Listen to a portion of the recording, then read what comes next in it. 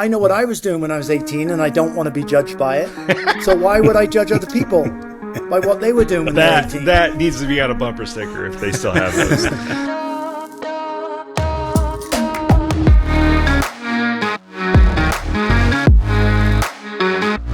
This is the Time on Wing podcast. Welcome back. I'm Courtney Miller with Visual Approach Analytics. With me, Garrick Deschavon of Collateral Verifications. Garrick, who are we talking to today? Well, good morning, Courtney. This fine day, we are speaking with two people. We've got a team on today, which is David Chandler and Charles Duncan. We'll start with David Chandler, who is currently the Associate Dean of Executive Programs at the University of Colorado Denver Business School. He is also the Program Director for CU Denver of the Executive MBA, I think Executive MBA program, and also Executive MBA program in Aviation. He is also a Professor of Management for CU Denver. He is a published author. He's written Sustainable Value Creation and Strategic Corporate Social Responsibility.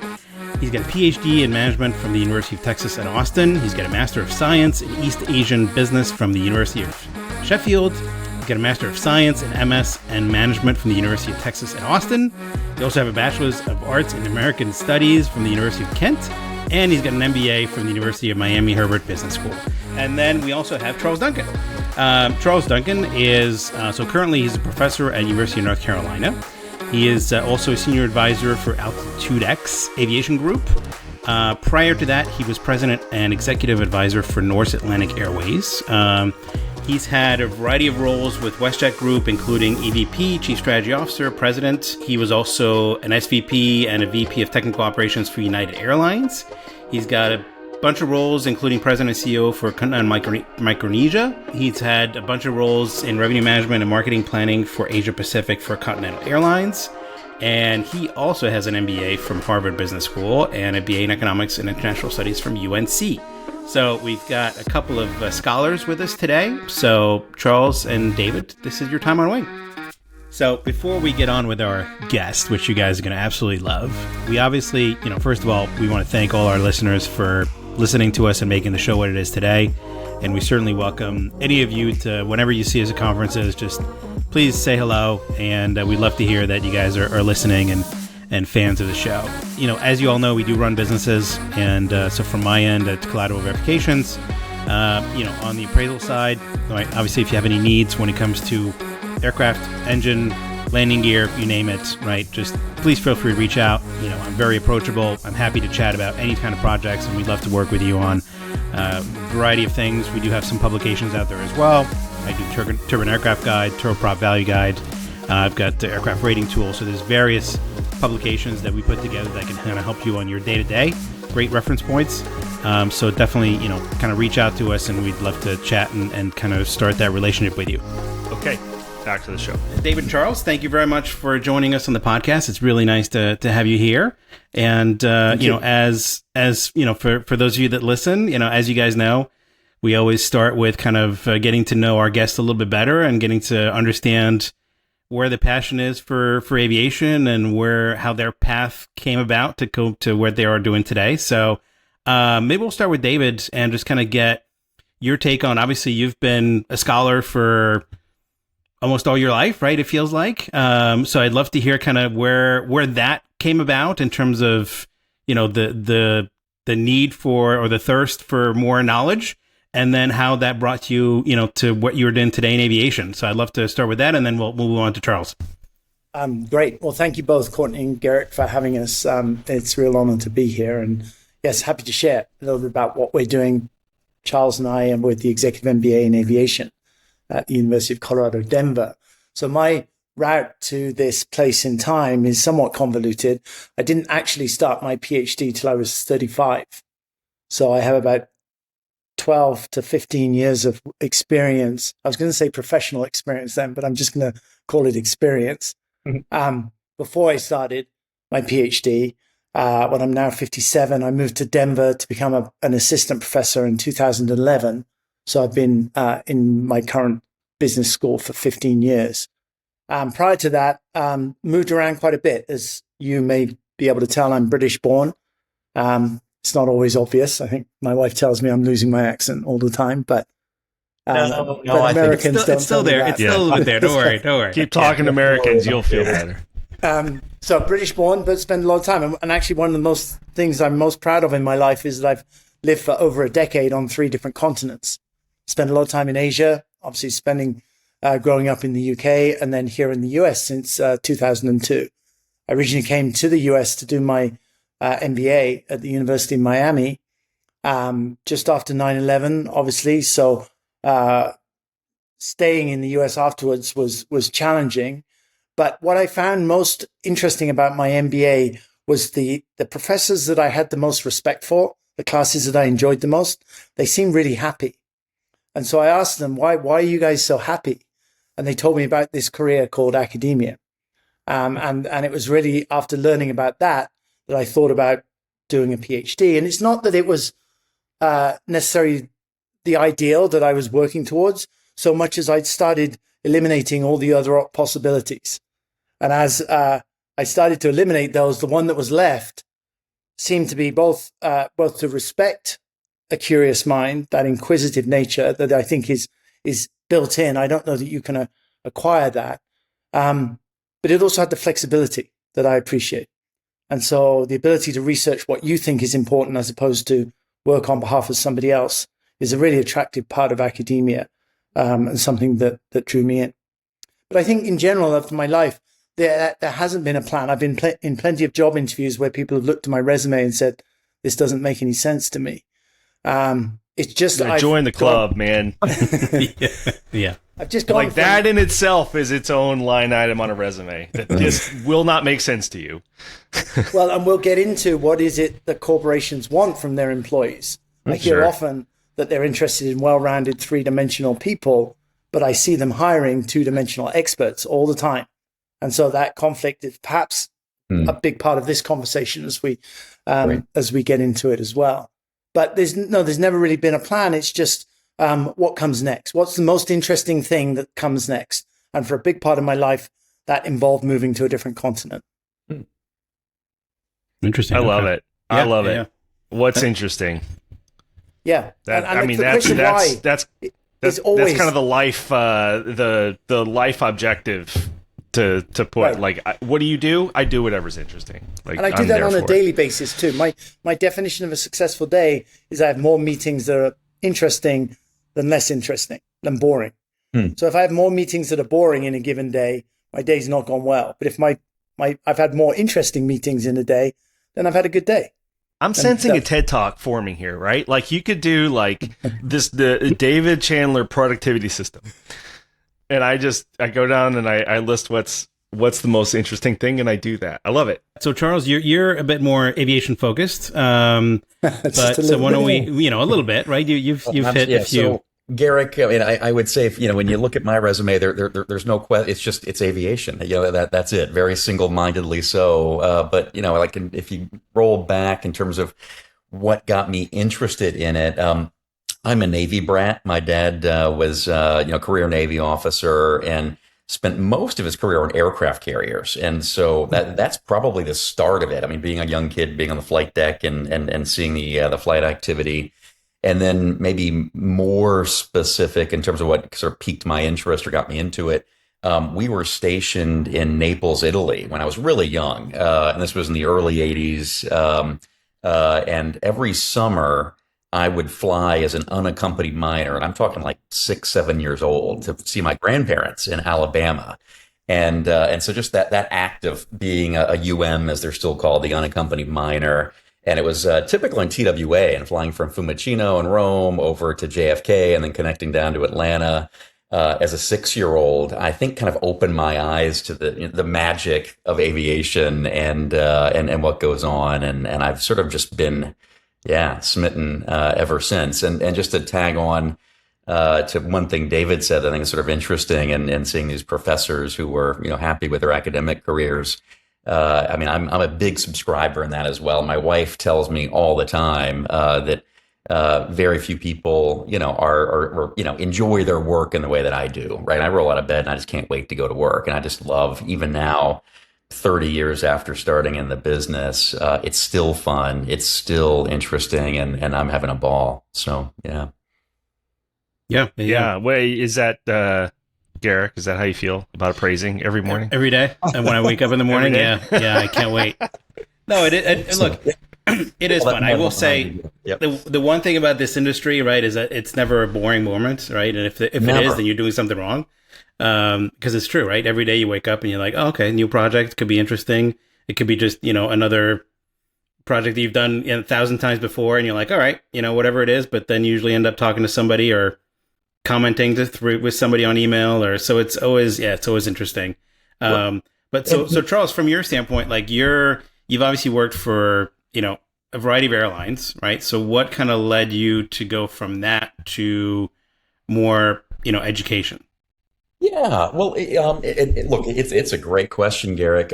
What I would say is that I'm really excited to partner with David, and maybe we can get into it too. We've got a real cast of folks, from Oscar Munoz, the former CEO of United, Sabode Karnik, who was a former guest on your podcast a while back, and a close friend of mine, and many other folks who are involved in the program. So it's a real privilege to do so.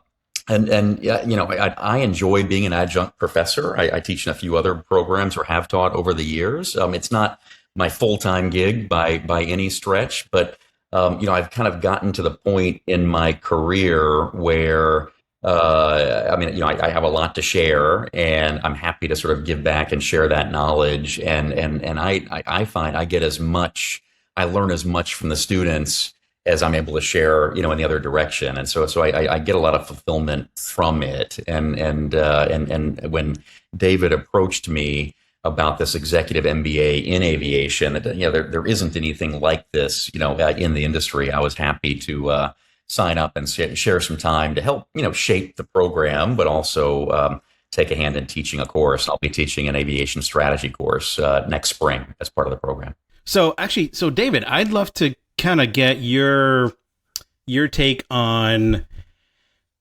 so you've had most of your career in aviation, or I'm sorry, in basically studies and everything else. So and you approached Charles about aviation. So where did aviation come in for you? Where did that come from? Where all of a sudden you were like, oh, you know what? We should start this program in aviation, when you really haven't had that background. So where did that come from? Well, there's one thing that Charles said that really resonated with me as a child. I moved to Hong Kong when I was 9, 7, 8, 9, something like that. We lived there for 3 years. My dad, when it was still a British colony, my dad worked for British Rail. He went out to Hong Kong to electrify the railway, actually, in Hong Kong. But I remember, flying on 747s into the old Kai Tak Airport, which was the runway strip out into the waterway. Yes. There. And because my parents split up while they were in Hong Kong, and I moved back to the UK, but I would go back every year.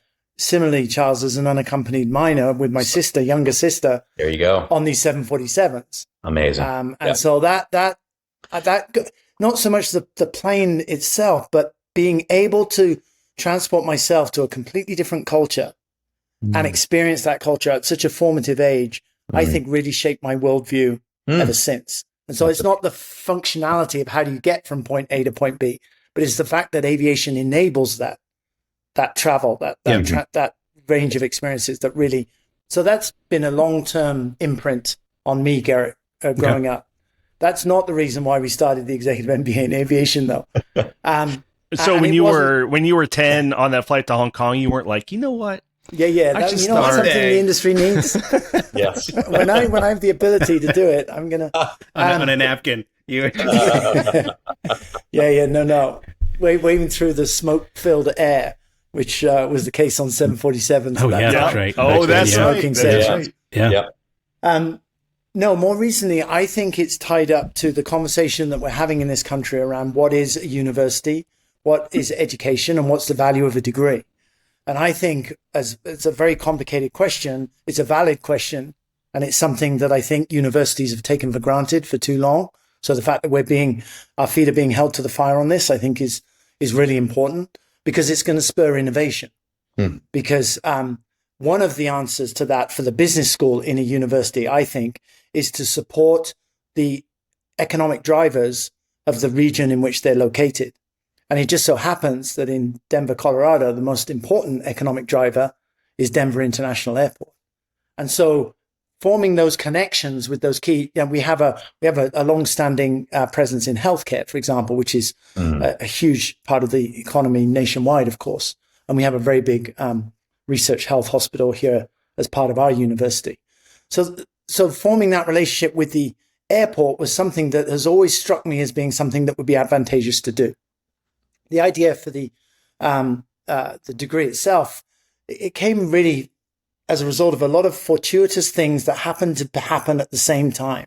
I think if we'd sat down and planned this and said, okay, we need to do this and we need to have that and we need to make the connections with this person, it would have taken us 10 years to implement. Because of things that were happening fortuitously at the same time, we went from 0 to launch in under 2 years, probably close to 18 months, which in academic terms is lightning speed. But I think it's to do with the need for us to innovate, to justify the social value that we create as a business school, as a university. I think doing things like this, partnering with major industries, supporting the needs in that industry and helping them become more successful is something that business schools absolutely need to be doing.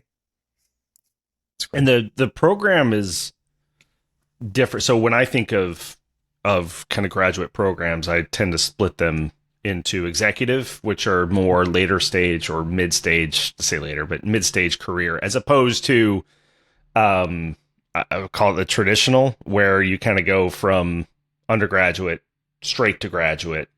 But this program is different, right? You focus more on the professionals, the established professionals today. Very much. Yeah, very much. And it's part-time. So that means that people don't need to interrupt their career in order to do this degree. Whereas a lot of degrees, graduate degrees, are full-time, where it's really hard to be working a full-time job at the same time. I'd say, Courtney, if lifelong learning is the goal, then there's a mix of different tools that can facilitate that learning over the period of a career. Some of them are full-time degrees, some of them are part-time degrees, some of them are shorter certificates or programs, some of them are scheduled in the evening, some during the day, some go straight through, and they all serve different purposes. And I think sometimes what business schools have not been very good at is articulating the different roles of different degrees or programs at different stages in people's career. So in my personal opinion, I don't think anyone should be doing an MBA in their 20s. I just don't think that's what an MBA is designed to do. We have plenty of MS and MA degrees, Master of Science, Master of Arts degrees, that can help you become an expert during the 20s to help you fully understand the area of business that you choose to focus in. But an MBA it's a generalist degree. It teaches you how to be a leader of an organization. And I just don't think that's appropriate when you're 22, 23, 24.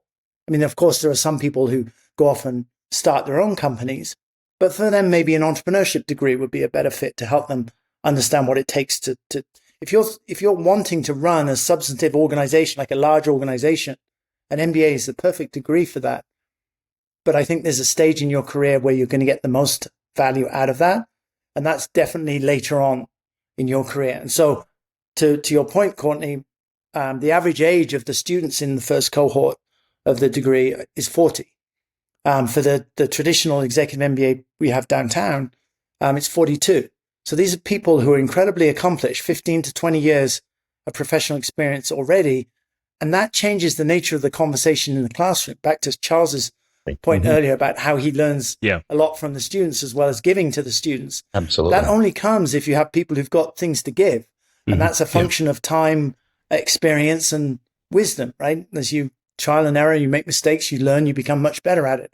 That life experience feeds into the conversation in the classroom. And I say to prospects all the time, you need to be learning as much from the people around you as you are from the person who's standing at the front of the room. Yeah. That's an effective executive degree. And it feels much more like a conversation among colleagues than it does any kind of lecture from professor to student. Yeah. Hey, I'll jump in. I'm just reflecting on what you said there, David. When I got my undergraduate degree, I was lucky enough to jump right into Continental Airlines, and as more and more time passes, people don't even, I find more people don't even know what Continental was, but ultimately it was merged into United, headquartered in Houston, and I was hired into a summer class of MBA hires, and I was just sort of almost this lucky exception. to join that group. And by after 2 weeks, I realized to get ahead, whatever this MBA thing is, I'm going to need to go do it. And so I wasn't 22 or 23, but I was, later in my 20s, and I'd begun my work at Continental and had some good success. But I also sort of realized that I was, to continue moving up, I would need the MBA, and I really enjoyed it tremendously. But I guess I enrolled at 27, 28 or 28, 29, right in that range. And I clearly see the benefits of what you're saying. I mean, of ultimately getting, being a general manager and a leader. And if you have even more experience, you can just soak up and learn so much more with that experience, a bit later in career. And I certainly see that in our current students, the current cohort of that average age of 40 and what they've done, and just having more experience, and you're able to have really meaningful discussion and conversations with them based on that experience because they've been out there and they lived it. So and it's a within subject effect, right? So however brilliant Charles Duncan is at 24, he's more brilliant and wise at 29, and he's more brilliant and wise at 36, and he's more brilliant and wise at 42. I wish right? that was universal to everybody. How do you do that? I feel like I'm dumber every year. Yeah, I think you peak at some point, right? And it was about 40, 24. 25, is that what you peak? Right? Yeah. But yeah, no. It's a valid point. It's that experience, right? It's you used the word wisdom. I really like that. Right, because I think in society we overprivilege youth and IQ, and we underprivilege age and experience and wisdom. Interesting. And exactly, you just described Garrick and I. Yeah, my age, you on the podcast, wisdom. And I just think the conversation is very different, and I do think there are other degrees that serve different purposes and different ages. Now, for that that framework that I just mapped out, for it to work, everybody needs to fully understand that. Yeah, the students need to understand that. The organizations, what they reward, need to understand that. And the business schools, how they structure their degrees and programs and present them to prospective students. Everyone needs to be fully on board for that. And I see distortions all the time. The challenge of business schools is, I think, the incentives have become distorted over time, and the MBA has become just a guaranteed generator of revenue. And so we've taken it for granted and lost sight, I believe, of what an MBA truly does and how it's different from an MS and an MA. We haven't spent a lot of time on this podcast talking about the education process in part of the larger career process. Yeah. And at the same time, and it's funny because we had a pre-call and we went on forever and ever talking about kind of these dynamics. At the same time, we talked about the challenges of recruiting and talent, building that talent and developing and bringing the team. And there's a bit of a split between those two ideas and mentalities that something like an executive MBA kind of seeks to bridge. I'm really interested kind of from that perspective. Give me the anecdotal person. Like give me their career path where you're like, here's kind of where they hit and they're the perfect candidate to be thinking about something like this. What's that user story like? Yeah. Charles, do you want to go with that first? You live this to some degree. Yeah, well, I'm happy to take a stab at it. Maybe we both can. It's a good question.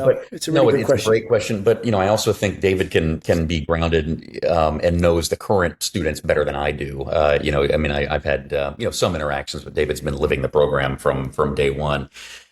Listen, the way you were framing the question, Courtney, and I appreciate, I'm a regular listener, so it's really fun to be on this podcast. And I would almost say truly, but when I sit back, you guys cover the industry really, really well, right? I think about Brian Reinhardt, who introduced us from the leasing side, or Subodh Karnik, who's, a mentor and friend of mine, also involved in this program. Yeah. He was a great interview, and I was reliving a lot of his experience and some of our shared experience. I think of Eric Tanner, formerly up at Flair. That was a great interview. We were just talking about him, yeah. I learned so much from him.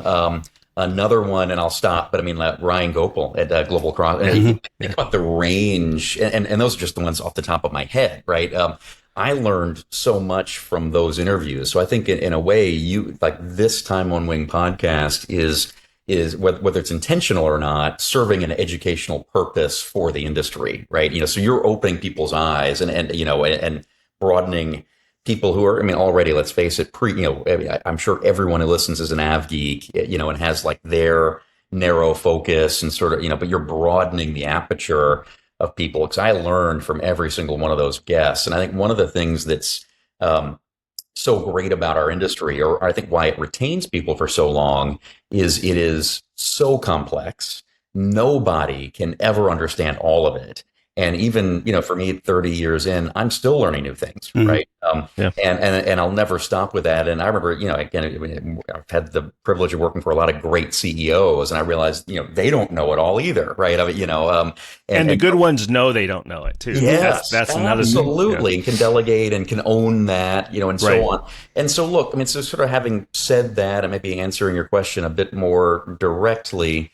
I mean, I think in terms of like the archetype or the perfect student coming in, as David said, it's more experienced, but someone who like the beauty of the MBA to me is, you're going to come out of the program with a degree, but you're going to you're not going to be an expert in areas. But let's say you come in as a marketing person or a salesperson or someone with airport ops experience. You're going to graduate 18 months later and have a much deeper appreciation of many, many other areas. You'll deepen a little bit what you know. Again, not be an expert or a pro, but then be better prepared to make a jump, from across silos, if you will, from one side or even one part of the industry to another, in that sense. And so, I mean, I think that to me is the beauty of the degree. It's also a chance to learn from classmates and bounce ideas off of each other, work on projects in an educational way. And I'll tell you, like the maturity of the students is such that, they're reaching out to me and emailing and getting advice and kind of using networks in ways that the 20-year-old version of myself wouldn't have been comfortable doing. But Right. they are, right? And they know what their, what their ambitions are and where they want to go, and how the degree and the program can be a springboard for them. So I think it is different for each student, what they want, what they want to get out of it. But broadly, it's getting a deeper appreciation in many, many areas, academic areas. So, I mean, if I'm a salesperson, I'm going to learn about finance. I'm going to learn about strategy. Maybe I know a bit about negotiations, but I'll get a better understanding of ops and how that works. And so I'll be a more well-rounded, employee person, future executive coming out of it, as one example. Right. So, and that to me is the beauty of it. And people can, I want to save the well-rounded comment because I think we're going to talk about that a lot later. But I'm curious, David, to get your thought there. Yeah, it's interesting because we've very much appealed to cohort one, the members of cohort one, and these early cohorts to come help us build this. Right now for the downtown program that I oversee, Executive MBA program, traditional Executive MBA program that I oversee, we're recruiting for cohort 46. That's because the program started in 1981. And I often think, what is this Executive MBA in aviation going to look like when we're recruiting cohort 46? And whatever it becomes, however it evolves, I think we're going to look back to these early cohorts and say they were the foundation piece. They helped shape this. And so there's an interesting conversation that's been prompted by the students early on about the identity of the degree. To what extent are we helping people move into aviation? And to what extent are we helping people move up within aviation? And I think it's something that time will tell to some degree. I think the majority of people need to be embedded in aviation to start with. But I think if we have 15, 20% of people who are coming from outside aviation, then they bring new ideas, they bring stimulation that the industry can benefit from, and they should be seen as an asset because of that. Yeah. But then what does it mean to be embedded within aviation? Like we think of airlines and airports, and that's pretty easy. You could think of air traffic controllers, and that would be pretty obviously there. But what about the people who write the insurance contracts for airplanes? If they're specializing in aviation insurance. Are they in the industry too? What about the people who handle the adverts in the airport, in the terminals? Are they part of aviation, or are they just marketing, advertising people who could advertise anywhere? There's lawyers, even the caterers who put food on the plane. Like, in my view, if you're committed to the aviation ecosystem for your career, then you're a good fit for this program. However tangential it might be in terms of, well, I don't work for an airline or I don't work for an airport. So other than that, the demographics that Charles mentioned, that 15, ideally 10 years plus, 15 to 20 is the average of professional experience. Okay, yeah. We obviously have a huge number of veterans who are interested. What I've learned as I've learned more about aviation and we were preparing for this degree, is that each of the armed services all put an airplane in the air. It's not just the Air Force. That's right. They all put an airplane up there. And so the infrastructure that's required to do that has a civilian corollary, right? A mirror role. And so for people who are leaving the services and want to continue in the aviation industry, in their civilian life, then we can offer that sort of transition knowledge as well. So I think I'm trying not to say everybody, Courtney, when you say who's a good fit for this degree. I mean, it's not just everybody in the whole world. That commitment and passion for aviation needs to be there. But I don't want to pigeonhole people and saying this is only airlines, this is only airports. I mean, I want trade unionists in the cohort. Sure. Because it's such an important part of the industry. I want environmental activists in there, people who might campaign against increased airline travel or something. I think the more voices there are in the cohort, the more valuable the conversation and the closer we can get to the optimal learning environment. Now, those different perspectives cause tension. And so it needs to be wrapped within a respectful intellectual conversation.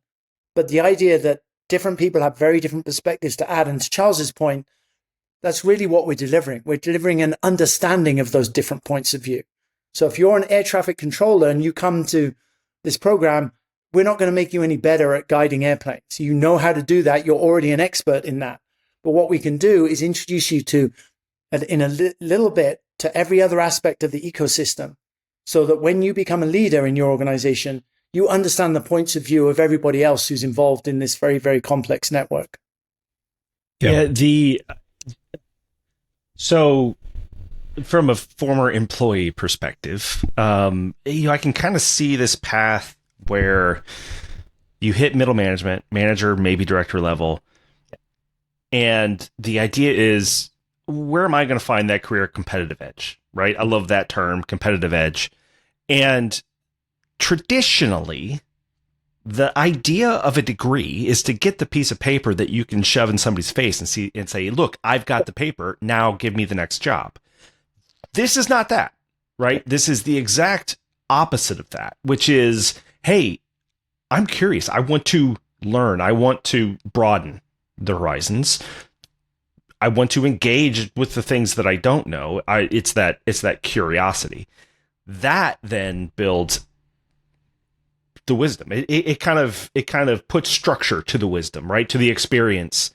Oh, here you go. It takes experience and structures it into wisdom. You can use that one. That's a good one. Right. But the idea. Yeah, absolutely. The way I put this, and I say this to every incoming cohort at orientation, it's not having an MBA that matters. It's getting an MBA. Yeah. And so you have to invest in the process. Different. Right. That's a different mindset. Yeah. Because if you're just interested in having the MBA, then you just care about the piece of paper. And that may open some doors for you.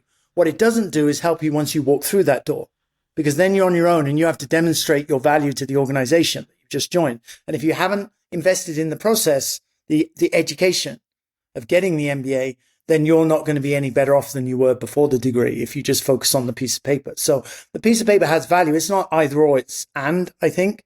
Yeah, I agree. And people definitely see it as a signal. Charles, you said you felt you needed this to get to the next level. And that's partly knowledge, but it's partly the signal to everybody else and your colleagues that hey, you've done something, you've achieved something, and it means something, right?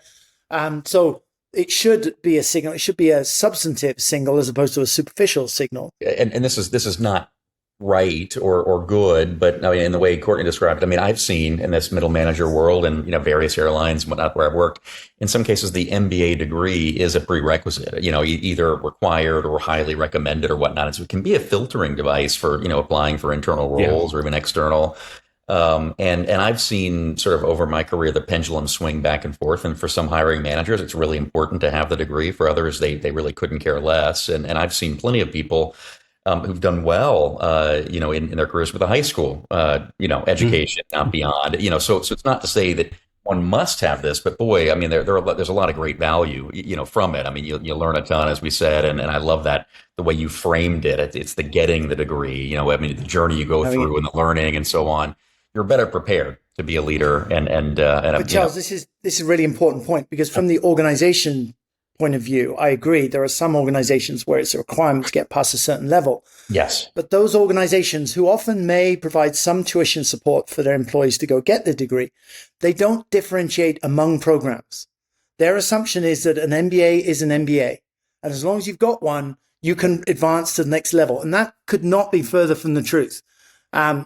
Because if that is true, an MBA, then I've just been wasting my time over the last 2 years, because I've been working really hard to differentiate this program and make sure it's fully substantive and meaningful. And the opportunities that we're presenting to the students are opportunities they could not get anywhere else. And so what annoys me about organizations and the way they approach formal education is that they really don't differentiate, that an MBA is just an MBA and it doesn't matter where you get it. And that's completely wrong. I don't know.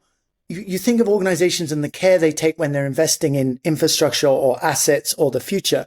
They don't think about their employees, investing in their employees in the same way they do. And they don't demand an ROI that's easily identifiable. And they don't care about the quality so much. Some, not all. They don't care about the quality of the experience. But that's the only thing that matters. And the piece of paper in itself is meaningless to some degree if you just phoned it in during your time. It's the experience that is everything about the formal education. But I don't see organizations appreciating that or taking the time to say, hey, we'll give you, as an employee, we'll give you some money to go do a degree if you want, but we'll give you more if you go to this program. Because we know, we've taken the time, we know this program is delivering what we need you to get out of this experience. And so we'll give you more money to go there and less money if you want to go and do something else. But I don't see that nuance and subtle distinction, understanding of it's not that the degree doesn't matter. It's not a standardized degree. There is no body of knowledge that every MBA student has to get.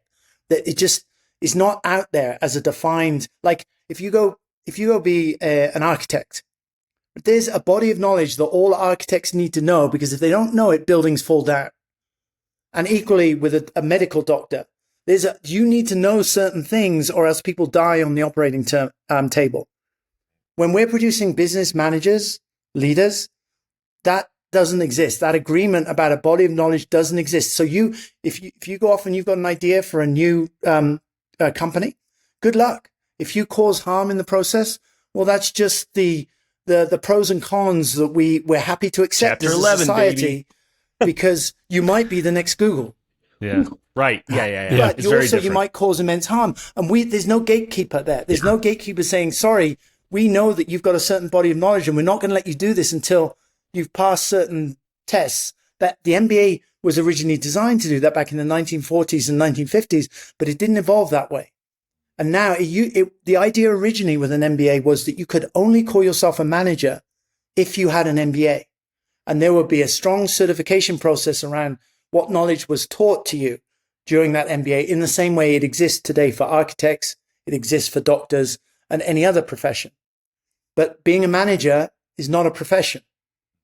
Right. It was never, there's no certification that you need in order to call yourself, anybody can do it. But we don't allow that with doctors. We don't allow that with architects because we're worried about the consequences of people doing it badly. We don't worry about that with entrepreneurs or business people. And that's what makes America such an amazing entrepreneurial society. Mm-hmm. But it also it can lead to the immense harm that businesses can create, as well as the immense good that they can create. Yeah. So David, based on all of that, right, that you just talked about, I'd love to know, how did you come about creating the curriculum for this first cohort, right? To be able to, so that when they come out of it, right, there, because you have to start somewhere, right? So how to walk us through that process? Very importantly, we did not leave it up to me. We went and asked professionals, people like Charles. We formed a curriculum advisory board, all the people who have immense experience in the industry. And we asked them what needs to be included. We gave them a list of, these are the kinds of courses that might appear in an MBA. Where do those courses apply, and where do they need to be tweaked to represent the idiosyncrasies of the aviation industry and ecosystem? So this curriculum, very importantly, is not me in my ivory tower saying this is what I think the aviation industry needs to know. This is aviation experts telling me this is what needs to be taught. And it's an iterative process, because you can come up with the subject, but then there's the details of what actually you're going to teach week in and week out.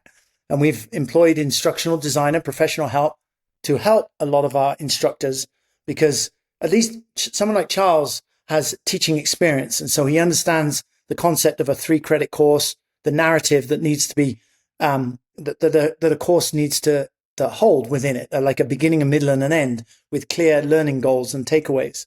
Not all of our teachers are there because they've been in aviation for decades. But there's a difficult process of deciding what is actually taught in each of these courses. And we provided them with a lot of technical teaching support to do that, to harness all of their knowledge and fit it into a 7-week course. But I think crucially, Garrick, the key is that it wasn't up to me. It was up. We reached out to industry experts who told us this is what the industry needs leaders to know. Yeah. Hey, and if I can just build on that, Garrick, and I joined the program, and David reached out to me after a lot of it was built. You know, the more than the bones and the framework of the coursework. So I can't take any credit for this. But there was a whole huge group, as you said, of advisors from the industry.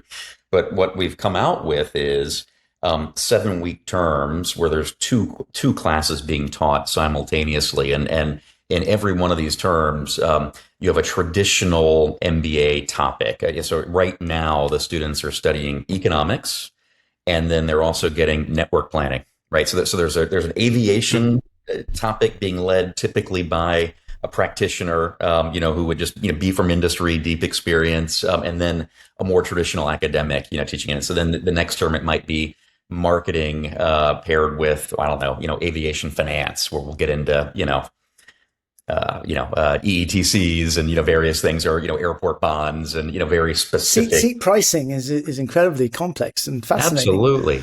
But to me, that's part of the real beauty. Is you have a traditional academic paired at the same time with an aviation practitioner, and that sort of rolls through the whole program. The other piece, the format, which is a bit different than your question around the content, I think is also really cool. It's a combination, for each of these 7-week terms, there's one long weekend in Denver where, where the professors and the students are meeting together at the airport. And the sponsorship with Denver International is hard to overstate, just their embeddedness into the program. So we meet in Denver once, per term. And then there are the more traditional, online sessions on weekends, using Zoom and so forth. So it's kind of it's a hybrid format of in-person with online, but synchronous online, where it's live. And then sprinkled through the program are 4, sort of field studies or offsite trips. Residencies. Residencies. Thank you. I missed that word, David, but 4 of these trips, one in DC, which has already happened, and then 3 more at sort of global airports, to include places like Munich and Ontario, California, where they'll get their hands dirty, if you will. And I joined for a day the week in DC, and they're hearing from DOT lawyers and lobbyists, who are working Capitol Hill, and they NTSB were there. It was fascinating. And anyway, they got a really good exposure. Back to the point, no one's going to finish this program and be an expert on lobbying in DC, but they came away at least having met a lobbyist, having had a chance to ask a lot of questions, and have an appreciation for how the sausage is made in DC from a policymaking point of view. So it's really neat. This is sort of, in my mind, this combination of traditional academic with the industry perspectives, both from the professors and the content, with this hybrid of in-person and virtual, along with these residencies where they get out and sort of literally hit the road, seeing it up close and touring airports and, putting all the pieces together, so to speak.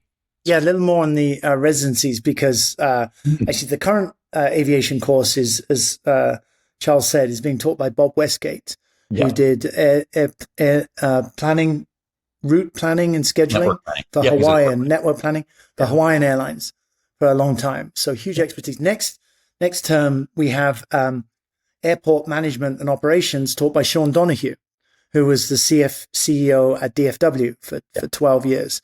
And the 3 residencies that follow that, so not the Washington, D.C. residency that Charles referred to, but the 3 residencies after Sean's class are all at different airports. And it's really to take what Sean's going to be teaching them in his class and see how it works in practice. And we've picked 3 different airports that they rely on different aspects of the model, the business model, to as predicting their success. Some of them are turnaround stories, like they've had an airline hub that's gone away and they've had to reinvent themselves. Charles mentioned Munich, where we're going in October as the international hub. So just very different profiles. And the idea, if we ask the same question at each, which is basically how do you do it here? How do you run this airport? Because the airports are so different themselves, the answer that's going to come back is very different. Like Charles at Ontario, which is coming up in March, really excited to better understand the importance of cargo to their business model. And because they've got UPS, Amazon, and FedEx all strongly represented at that airport, and being able to tour those facilities and understand the role that cargo plays in their overall revenue driving will be a feature of that visit residency. Yeah. And so it seems like at least right now, there's more of a focus with kind of airports and everything that goes around airports, right? We're going to say aviation. I'm not, because the airline piece that is currently being taught is purely airlines, planning and scheduling. Right. How does an airline choose to identify 2 cities and to fly a plane between the 2, and how does that work within their overall network? So to the extent that everything starts and ends at an airport, yes, that's one way of looking at it. I want, though, to keep pushing the idea of the ecosystem, because I want that trade unionist there, because I want the air traffic controller there, because I want the advertiser, the person who advertises in the terminals there, the insurance person, the lawyer, the environmental activists, right? I want every voice in the room, so I want to be inclusive. And so to me, it's much bigger than an industry. It's an ecosystem, a very convoluted network where there are lots and lots of people that are required for it to work. Yeah. But, Garrick, you're asking a great question, and I mean, it's not an executive MBA for airport people or for airline people or even for people from OEMs or lessors. I mean, that is to be for everybody, right? And we're as we're building the curriculum, we're working really hard to be inclusive of all the different sides and sort of stakeholders of the industry, if you will. So, and maybe back to the origin story a little bit too, because when my dean and I were interviewing different individuals and organizations about this idea, and Oscar Munoz was a very key early person that we spoke to who helped shape what this has become. We talked to maybe 35 to 40 individuals and organizations, and what we heard was very strong consistently. First of all, the passion that everyone has for this industry, but also how siloed it is. And these silos exist because people they know what they know, and they have their point of view, and their goal is to try and ensure that happens.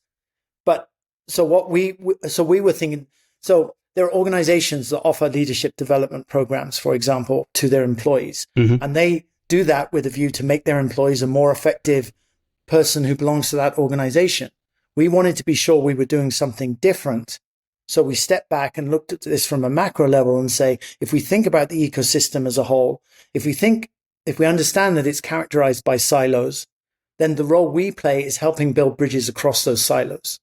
And so if we can get an airlines person to understand the airport point of view and why cost per enplanement is such a contentious conversation among those 2 actors, if you can understand the other party's point of view, you're much more likely to make better decisions that will that will arrive at a resolution much quicker and more of a win-win outcome, I believe, than if you just see your point of view and you don't care what anyone else thinks and you're just going to ram it through. Yeah, I want to kind of understand. So we talked a bit about from the student's perspective and why you would want to do this, but how about from the employer's perspective or from the company's perspective? I mean, we talked a little bit about, I think, David, I think we were recording when you said this, but the idea that it companies... was good, I hope so. Well, yeah, no, it was. The companies want well-rounded people, but then they hire or they choose the narrow specialist. Right. How do you kind of see this from the company perspective? Why should they want their employees to go through something like this? How can formal education complement someone's career? How can we help contribute to successful outcomes, which everybody should agree is what we want, right? The more successful, well-managed organizations that exist out there, the better for everybody, because the economy's stronger and standard of living goes up, et cetera, et cetera. But just try and boil that down to what makes a good manager. Like in the business school, we have all of the knowledge to create a very successful manager based on the latest research. If I ask my students how many people like their manager or respect their manager, if I get 50% of the hands going up, I'm lucky. Yeah. And so why is it that being a manager in theory is possible? We know what it takes, but in practice is so hard. Because I think that speaks to the why we get the reality we get of, whereas the four of us can agree that why is maybe the most important question, that curious mind is really valuable. I don't know that organizations think like that. Right. I don't know that they want people asking why all the time. Why do I have to do that? Why does that make why sense? not? Sure, why not? But yeah. Well, no, but like, truly, no, that's a real question. Why do companies not want that type of, I don't know, critical thinking? But I mean, because it's a true thing, right? Like we talked about this earlier, where some companies want their internal training system to be wholly and entirely internal. Yeah. This clearly is not that. So where are the trade-offs? I think we all tend to agree on the better path, but let me answer that from a holistic perspective, and then an educational point of view, and then Charles, maybe you could answer that from an organizational point of view. Yeah. And let me answer that with an analogy. So for a long time, we've known that heterogeneous groups make better decisions than homogeneous groups. Yeah. Right? Homogeneous groups are more efficient. They get to the answer quicker because everyone thinks the same. But the quality of that answer is lower than heterogeneous groups, with the different points of view and the disagreement along the way and the understanding each other's points of view, the compromise that's involved, sort of what we're trying to create with the cohort, that heterogeneous group of people with very different points of view. So if we've known that, we've known that, I don't know, close to a century. That's pretty basic social psychology finding, that heterogeneous groups make better decisions. Look at the boards of directors of most organizations today. They're generally white men. And so even though we've known this for a century, that heterogeneous groups make better decisions, we have real trouble with representation of non-white men at the senior leaders of organizations. Yeah, the very top, yeah. Yep. And so, Courtney, back to your point, why does this happen? It happens for the very human reason that I want to get to where I'm going as quickly as possible. And if you say something that throws sand in the wheels or puts a barrier in my way, I'm going to see you as a problem rather than someone who's trying to make my journey better. And so I think we, as humans, we are cognitively lazy. We're cognitively lazy a lot of the time. We want to get to where we're going as quickly as we can. Yeah. And then if someone says why, then I've got to stop. I've got to think. Thinking is a problem for many people much of the time. I got to stop. I got to think, and I've got to justify what I'm doing and perhaps persuade you so that I can bring you along with me. All of that takes time and effort, so it's very resource intensive. And I don't think that's natural for most of us.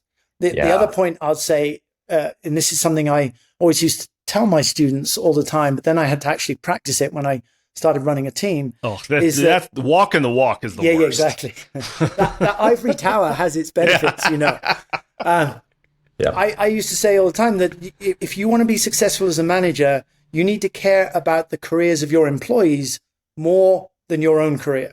Yeah, I believe that. And again, very easy to say, very difficult to do, because anyone who's in a senior level in an organization has basically got there because they've focused on themselves. They've been good promoters. They've got all the knowledge. They've made really good decisions. They've performed really well, and that's enabled them to be promoted to a point where suddenly they need to stop caring about themselves and start caring about their direct reports and treat their careers more importantly. It's very counterintuitive for us, for ambitious, successful people to do that. And that's why I think it's really hard to make that switch, because, it's not even like, it's not like you arrive at a roadmap or a sign in the corridor that says, okay, now stop thinking about yourself, start thinking about other people. It's a gradual transition as you become more successful in an organization, but it's really hard to do. And so all of these things that we talk about, ideal management, are very non-human, counter-human activities. And so we struggle with it. But Charles, what's your experience in organizations in the industry? Yeah, I have many thoughts, and I'll probably forget half of them here. But first, I had one leader who used to always say, "None of us is as smart as all of us," and it kind of gets back to your point. I mean, like he encouraged everyone speaking up and the asking of why and the sort of slowing down. It's unusual, but one leader who I worked for many years, mentor of mine, went out of his way to do that. And I was, as you were talking to David, I remember very distinctly, I don't know, 3 or 4 years into my career when I made that flip. And Courtney, you're kind of referring to like from being the doer, the analyst, to then the manager, the leader of people. Sure. And no one, there was no book, there was no training, it was just, and all of a sudden it was really hard for me because I wanted to do the work. And I realized, no, this is, it's your job to sort of mentor and train and lead and so on. And yeah, I mean, I think companies do that generally fairly poorly and leave people to sort of sink or swim on their own, and so on. Just a couple of other thoughts, more just kind of broadly taking a step back. I don't think I'm not aware of any airlines that do this well today. But back in the day, like at American Airlines under, Robert Crandall and, back in sort of their heyday, they very intentionally had a sort of a management trainee program. They'd hire, kids out of college or MBAs, and then in 2 years rotate them around the business. British Airways had a management trainee program that functioned in a very similar way, certainly through the 90s. I know a few people who went through both of those programs. And they were ultimately creating, better American Airlines or British Airways employees for sure. But it helped to kind of break down the silos, and the employees through this got an appreciation for 4 or 5, maybe departments over a couple or a 3-year period before they landed in a role, sort of permanently, if you will. And I must say, like from my own experience, I count myself as sort of the exception where I've done a bunch of commercial roles and some operational roles, but most people listening, most folks, out there in airlines or in organizations in aviation, I find just kind of do one thing for a whole career. And I think organizations are hurt by that. I mean, we were talking about network planning before. You can write the perfect airline schedule that works on a blue sky day with good weather. But what happens when 3 of the jet bridges are out of service, or a ground delay program, or whatever. I mean, when the actual when the shit hits the fan. Sorry, I was trying to think of something less. No, we curse all the time. Polite. I curse at Garrick usually. Thank you. But anyway, when that stuff happened, ultimately it's that knowledge of the person who's building the schedule in the headquarters of appreciating what's going to happen. When the TSA lines are long, or all these other things that are sort of outside the beauty of the schedule. It was written on paper. So the more you can break those silos down and have people who worked in multiple areas, I think it makes companies stronger. It's a sort of in our own way. I mean, that's what this executive MBA in aviation is trying to do from the outside. But it's building that awareness and the appreciation for other disciplines, and hopefully to give people a springboard to make a leap into a different area. To have the confidence. A reasonable analogy here? You hear all these stories about kids today who specialize in sports way too early, so they stop playing baseball in the summer and football in the winter just to focus on one because they've shown an aptitude. But then what you see happening is repetitive stress injuries. Right? And because they're not working all of their muscles equally, they're focusing on the ones that are required for whatever sport they choose. Right. And there must be something equivalent in the workspace, a repetitive stress injury, where if you've just been doing the same thing for too long and you don't fully understand, you haven't developed the muscles that other jobs require. Right. Yep. That you've got some, and I'm sure it's some sort of cognitive injury that happens where you're just unable to demonstrate empathy for others' point of view or something like that. But it breaks down, and I think, Charles, what you were describing at American and British Airways is exactly the right way to develop people who become constructive, productive members of that organization, not because they're indoctrinated with the what it takes to be the BA way or the American way, not because they're indoctrinated in that way, but because they're better leaders, better managers in general, and they could. And the challenge, though, David, is these programs are expensive, and I think when you're a bean counter and you don't see the long term view, it becomes very easy that I lived this. I mean, who's funding it and whose budget does this program live? And because you're the cost of rotating employees around who are effectively learning, and not contributing as much as a full time dedicated employee can be high, unless you've got a sponsor within the company who really sees the value. And I think that's why these are sadly, kind of fallen by the wayside. But that's not the risk. That's not the risk to these companies, the perceived risk. Yeah. The perceived risk is I'm going to invest this employee and they're going to take it they're going to become more marketable. They're going to be more people and they're going to take it to my competitor. Yeah. And that completely contradicts all the values or hiring, recruiting, and development values. And yet it's there. It's a mindset that I hear often that nobody will talk about until somebody says, "Hey, I would like to do this program." They're like, "Well, no, because this." Yeah. And back to that same idea. What do we know makes a really effective leader? But how natural are those acts to being a human being, right? I mean, we all know the best leaders want their employees to be successful as possible, because you're caring about their career more than you're caring about your own career, right? And by definition, if you've got a team filled with really successful people, hey, guess what? You're a good manager, and you will be seen as such within the organization because your team is so effective.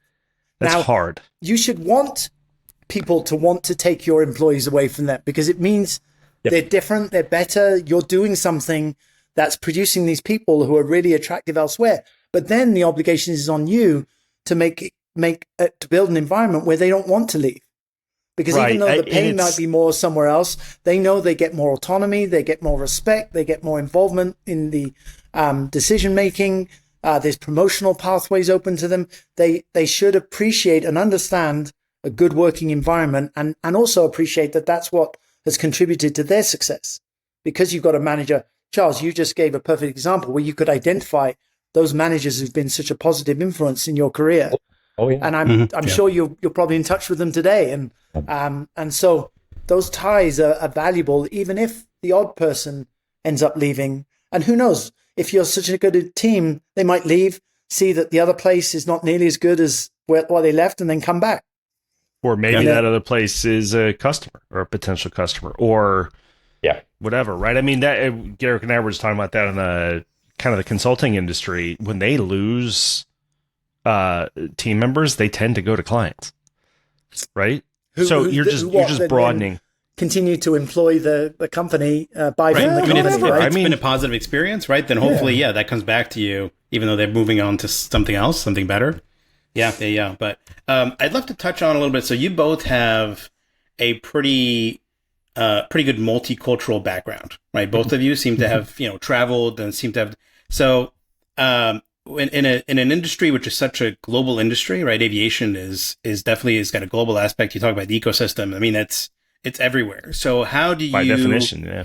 How do you incorporate that into your program so that, as you're learning about, different facets of the industry, you also take into account the different cultures, which will have an effect on how successful you are sometimes, right? We've all heard the stories about, taking airplanes out of a certain area, a certain jurisdiction, or dealing with a culture that is, has different focus. And so how do you incorporate that into a program like this so that you have at least an understanding that, it's not just one way, there's different things that you have to take into account to be a more successful leader that deals with an industry that's global?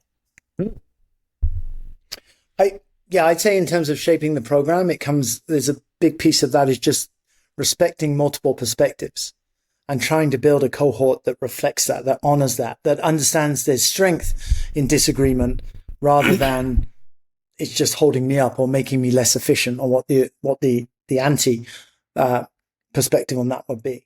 So valuing those different backgrounds of all of our students. One thing that's really essential to the culture that we're trying to build is that we don't require an undergraduate degree to get into the program. Because when you're 40 years old... That's so good. That's so on brand. It's so smart. I love that. Why would I? I don't... Yeah. If I'm talking to a 40-year-old who's got 15 to 20 years experience, exactly, why do I care what they were doing when they were 18? And that may have predicted whether they did the traditional route and gone to college as they were supposed to do. I'm inverted commas for those listening. Right? I mean, I know what I was doing when I was 18 and I don't want to be judged by it.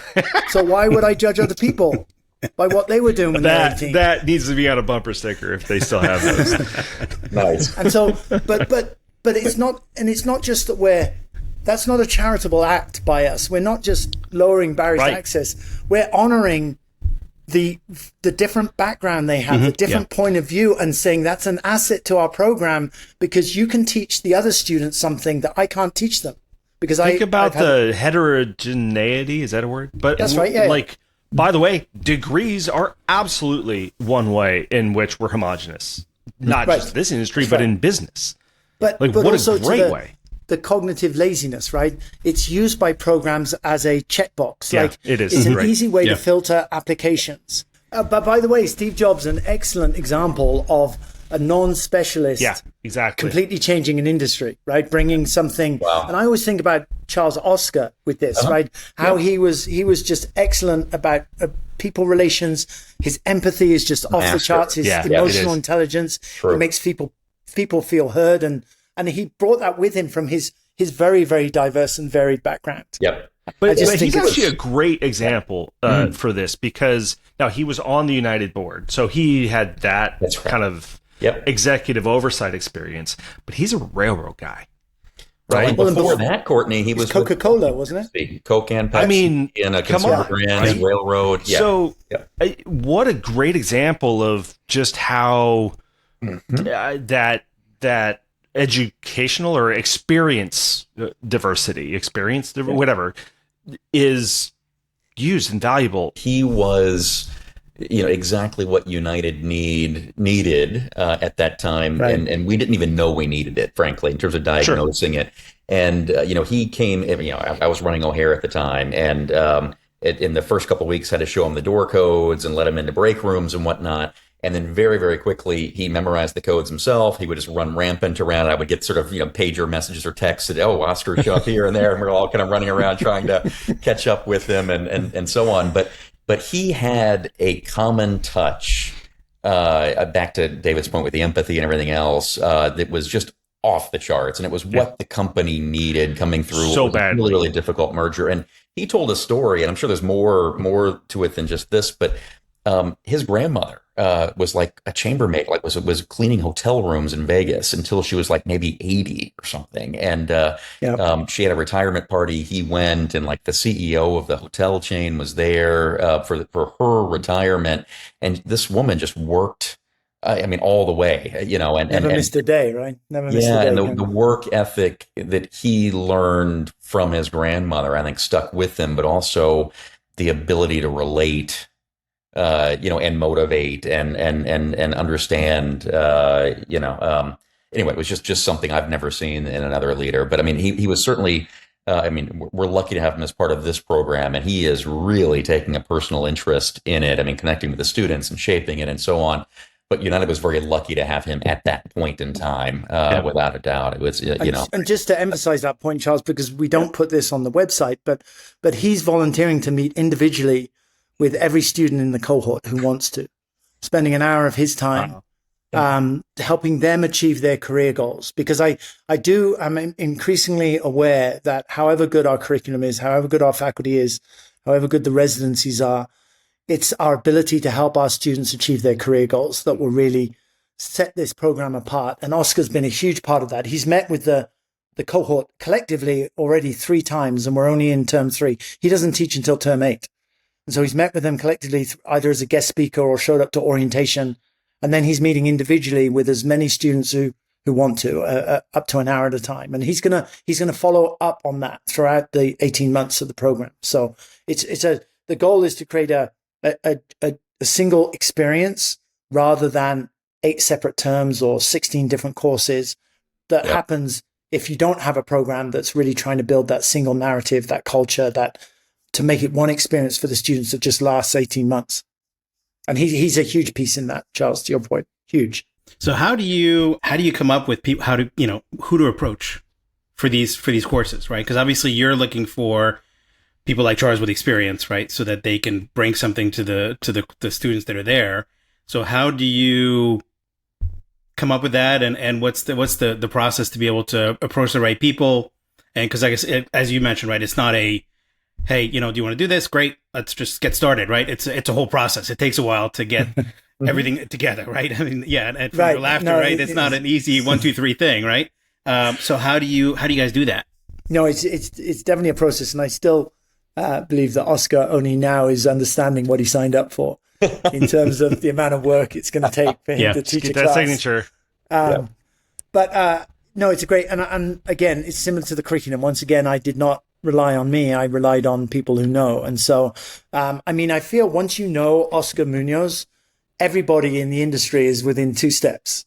Like if Oscar doesn't know them himself, he knows the person who knows this person. So what we started making some really key connections like Oscar, and then asked for personal recommendations.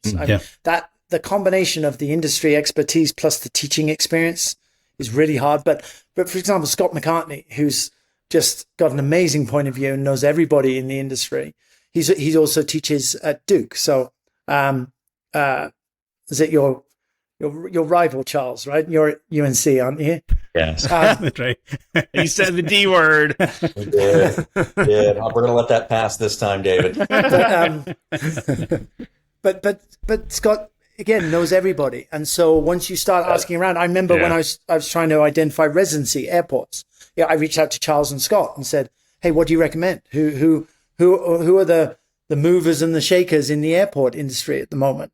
And I remember, Charles, you and I had lunch very early on, and you identified 2 CEOs at airports who are just incredibly dynamic and reshaping their airport and bringing all kinds of success. And now those 2 airports are the locations for the I think it's only appropriate to drop some names here because I'm looking at the list. I mean, you mentioned Scott McCartney, who teaches the history of aviation. Like, come on, like, of course. Yeah.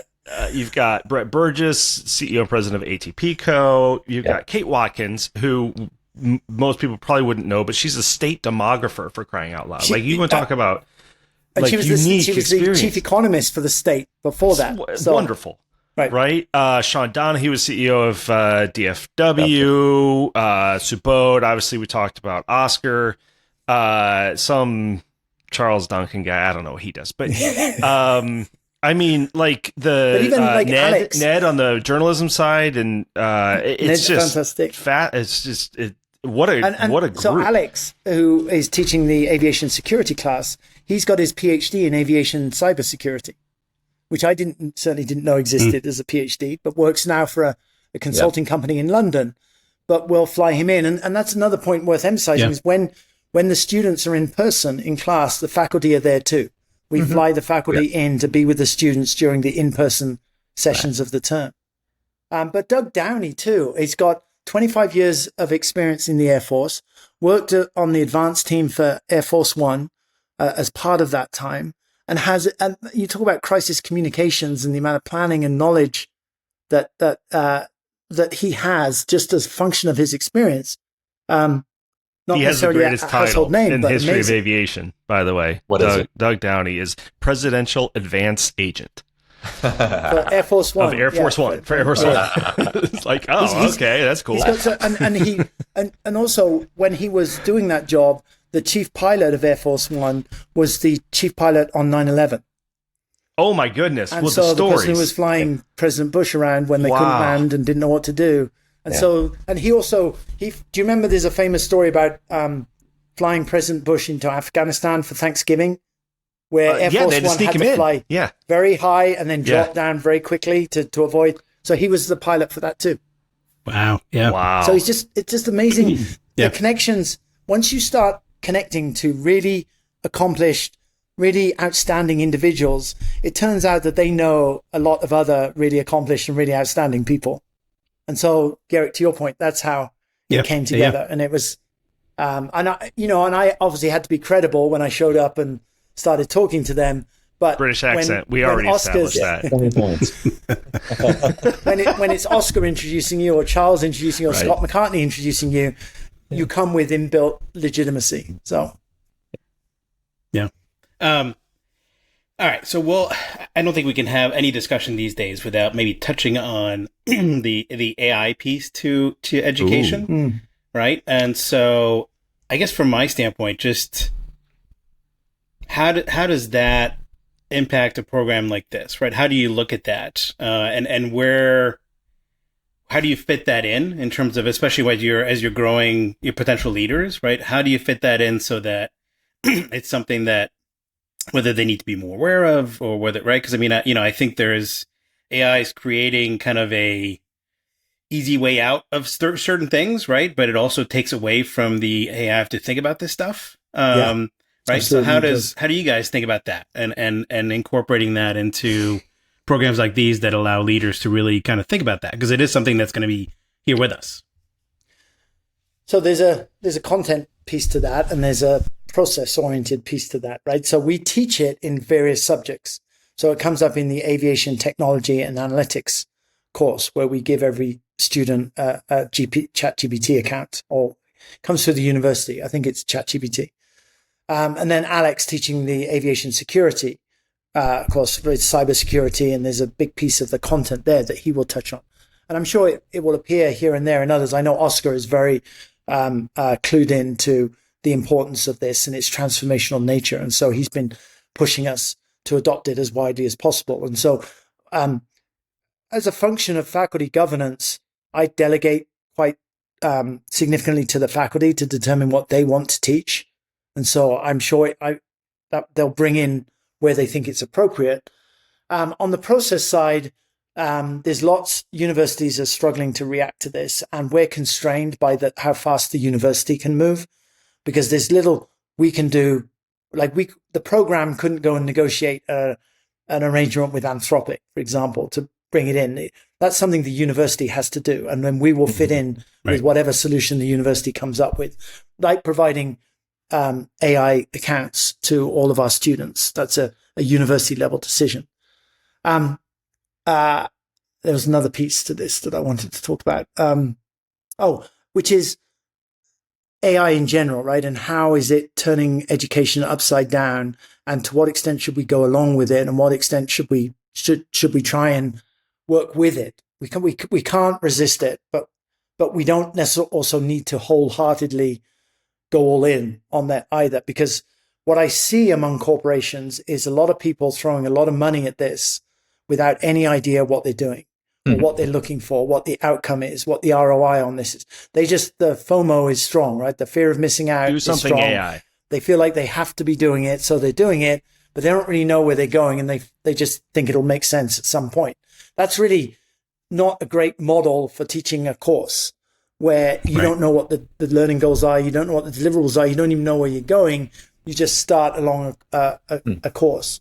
The other thing that I hear from companies is that AI today, tomorrow, whatever version of ChatGPT we're at, the core skills are still the same. They want people who can solve problems. They want people who can motivate others. They want people who are comfortable with ambiguity and people who can think counterintuitively. Those are the skills that we try and teach in the program, in both of our programs, both executive MBA programs. And I think those have to remain true. Those have to remain the North Star for us, because if we don't, then we're surrendering everything. Garrick, to your point about the not thinking, I mean, arguably smartphones have done that to us anyway. But we're resisting that and retaining the humanity of who we are as a people, as a society. Yeah. That has to be front and center. Technology should always be a complement to what we do. Mm-hmm. Yeah. It should not be a substitute for what we do, because in the end, we're going to work ourselves out of a job here. Gentlemen, look, it's been a great discussion. I think the program that you're currently running is extremely exciting, and I think it's in the right direction for people that are looking to kind of, improve and move up in the industry. So I think it's fantastic. I hope you have a lot of success with it. It seems like you already have a great amount of success. You got a lot of great people. So it's been an absolute pleasure to chat with you guys and kind of get your thoughts on something that's a bit different, but still touches, what we do every day as well. So I do want to thank you for that. And the ultimate goal is to reshape what professional development looks like in the aviation ecosystem. So, yes, I think hopefully we're squarely on board with the podcast and what you guys try and achieve every week, and also what your listeners are interested in. Yeah, no, absolutely. Very good. Yeah, thank you. Thank you very much, Thank you both. Yeah, thank you. One last quick question. Charles, what course are you teaching? Aviation strategy. Okay. Awesome. Yeah. So, really excited about it. I haven't built or designed it. I've set aside a few months this fall to actually do that, but we'll get into business models and a lot of case studies. And, I talk about, frankly, a number of things that Courtney brings up in his newsletter, as a matter of fact, around, LCCs nice. and the changing of travel patterns and cost bases and, all this sort of stuff. So, really looking forward to that. And I've got to roll up my sleeves. As David said, this is actually a lot of work, right, to build and design a course. Oh, yeah. So I'm doing that this fall, and I'll be teaching it in March next year. So I've got a little bit of time yet to get it done. It's in my head, but I've got to actually get it. I strategize. I know, that's absolutely awesome. Objectives, the start, the middle, the end, all those things that we've talked about together. Very good. Fantastic. Well, again, gentlemen, thank you very much. Yes, thank Thank you. you both.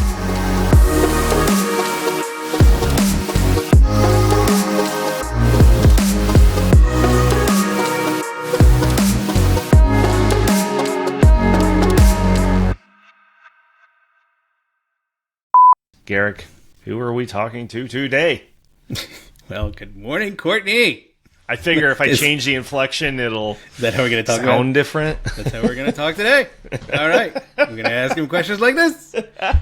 Today, No, I'm not Yogi Bear. It's not the Yogi Bear. Hey, boo boo. Hey, Garrick, who is it today? Oh, man. That's going to be a good one.